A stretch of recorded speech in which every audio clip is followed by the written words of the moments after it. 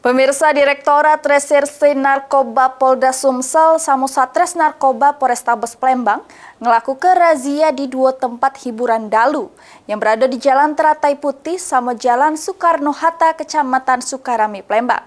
Ada 20 pengunjung sama 7 butir inek berhasil diamankan. Tidak pakai meteran, pakai rumput ala-ala lari. Sini. Kamu sini, hai.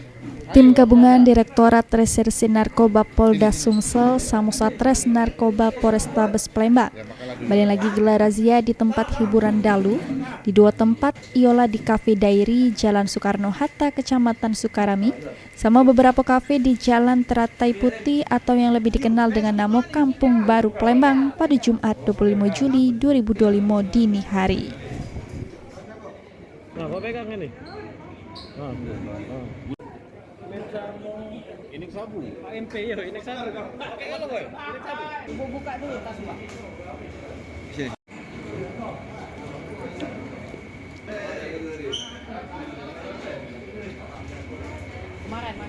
Kegiatan razia ini dewek dipimpin langsung oleh Direktur Reserse Narkoba Polda Sumsel, Kombes Pol Yulian Perdana.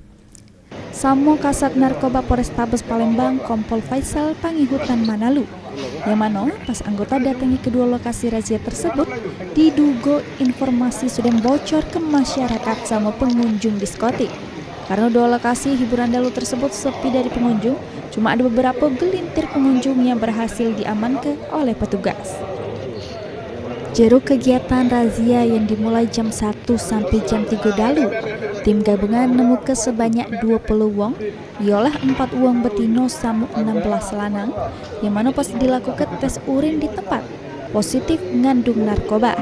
Sedangkan untuk barang bukti yang didapat ke jeru razia tersebut ada 7 butir inek di salah siko tempat hiburan dalu.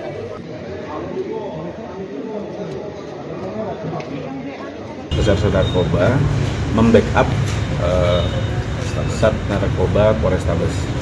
Ini tujuannya untuk bagaimana kita memitigasi peredaran narkotika. Kita melaksanakan kegiatan di dua lokasi, di Soekarno-Hatta dan juga di Kampung Baru.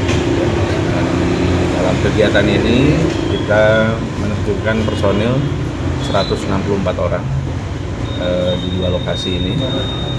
Kemudian ditemukan ada 20 orang, 4 perempuan dan 16 laki-laki yang terindikasi menggunakan atau menyalahgunakan narkotika. Dan dari situ juga ada dugaan beberapa orang di bawah umur. Untuk 20 wong yang diamankan karena hasil tes urinnya positif, bakal dibawa ke Polrestabes Palembang untuk dilakukan pendataan, terus bakal dilakukan rehabilitasi. Sedangkan untuk yang punya barang bukti yang ditemukan, bakal diproses sesuai dengan hukum yang berlaku. Suryadi, PAL TV.